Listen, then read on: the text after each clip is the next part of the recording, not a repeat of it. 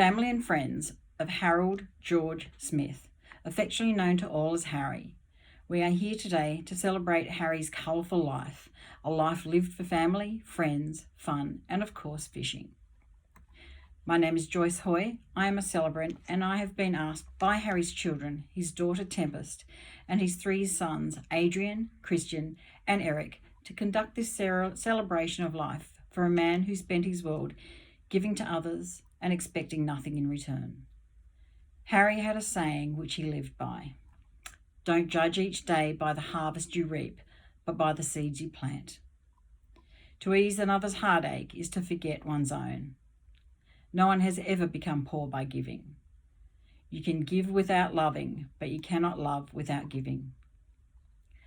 I thank you on behalf of Harry's family for joining them today to farewell their dear father, a man you knew, a man who you created precious memories with, and a man you are here to share and honour your own personal grief with.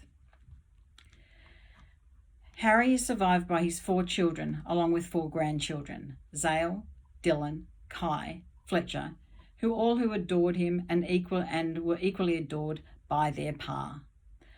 Family was first and foremost for Harry.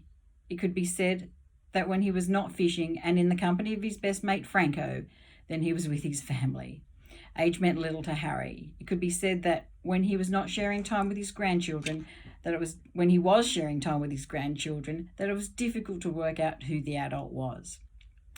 I quote you a saying on the subject of giving, which included the line, "To ease another's heartache is to forget one's own."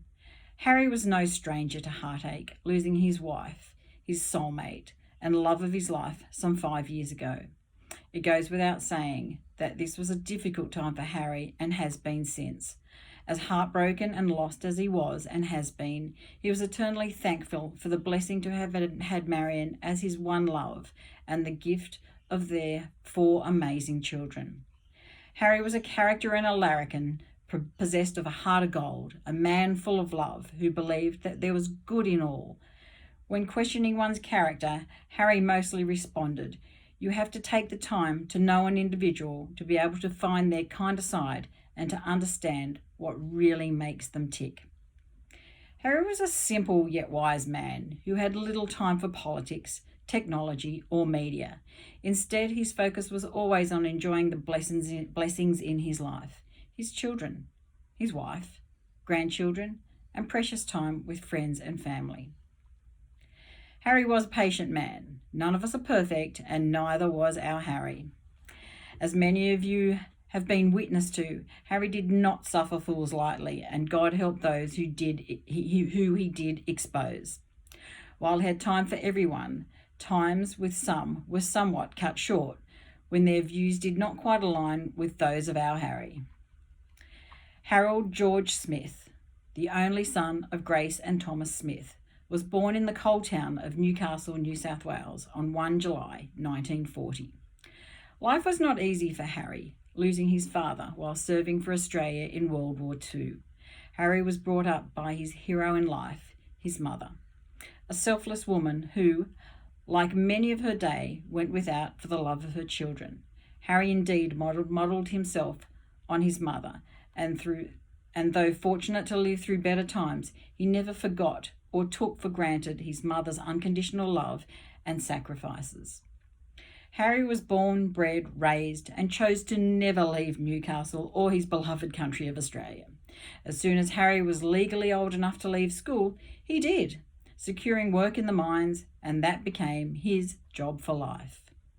Strangely enough, there was someone else who joined the mines at the same time, a chap by the name of Franco, who he formed an instant bond with through none other than their love and shared love for fishing. As we are all both aware, his passion for fishing and his mate Franco never ever faded. While Marion did manage to quell the boys' fishing trips and time together a little, Harry was often overheard by family quoting to her that, "Marion, 2 are better than 1 and 3 are better than 2. Harry loved Australia and could never understand why anyone would want to leave, believing that we lived in the best country on the planet. On meeting Harry, Marion realised her chances of exploring the world were Buckley's and none. Yet the possibility of her visiting every possible fishing spot in Australia and New Zealand were more than real. A passion that only grew stronger on the arrival of each child. Harry would pack up the family and Marion, and he would take them on a road adventure through Australia at every possible opportunity. Harry was a firm believer that education through travel was just as important as that of the classroom. It is true to say that Harry lived his life to the fullest, with no regret. On the 9th of August 2021, Harry sadly passed. He leaves behind a loving family and a lifetime of friends who knew him more than possibly he even knew himself. I would now like to call on Harry's daughter Tempest, who on behalf of herself and her brothers Adrian, Christian and Eric would like to share some memories of their father. Tempest? Thank you, Tempest. I now invite Harry's best friend Franco to come forward to share his memories of his best friend.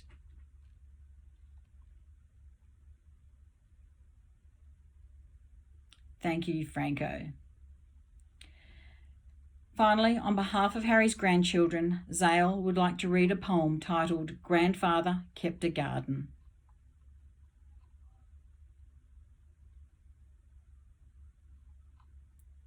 Thank you, Zale. Harry's family have prepared a photo tribute to share with you all today. They would like to express to you their thanks for all the photo memories that you two have provided, along with the yarns and the stories. Please take time throughout the tribute to reflect on your own personal memories of Harry. Appropriately, the memorial tribute will be played to two of Harry's favourite songs, Hey True Blue by John Williamson and I Still Call Australia Home by Peter Allen. Family and friends, today we've gathered to mourn the loss of Harold George Smith. We have shared in the life of Harry, who gifted us with love, laughter and memories to treasure forever. Harry now leaves us, but will always be with us in spirit, in our hearts and in our memories. Tempest, Adrian, Christian and Eric invite you to join them at the Toronto Fishing Club directly following this service to share with them your memories of their dear father Harry. Can I ask you now to please stand as I read to you an Ode to Letting Go by Scott Patrick Mitchell. I read the ode. Family and friends, it is now time to say goodbye to Harry, as this, his celebration of life, is complete. This may be difficult, but it is important. I hope the memories we've talked about and shared with you today will give you some comfort. Take care of yourselves and of each other, and thank you for your attendance today. We now leave the chapel and this service, quite fittingly, to a song by Louis Armstrong, What a Wonderful World. That ends my funeral service. Pretty sad, really. I feel like I actually know old Harry. Wouldn't have minded going fishing with him. And he sounds like he's got a pretty cool family as well. Anyway, over and out.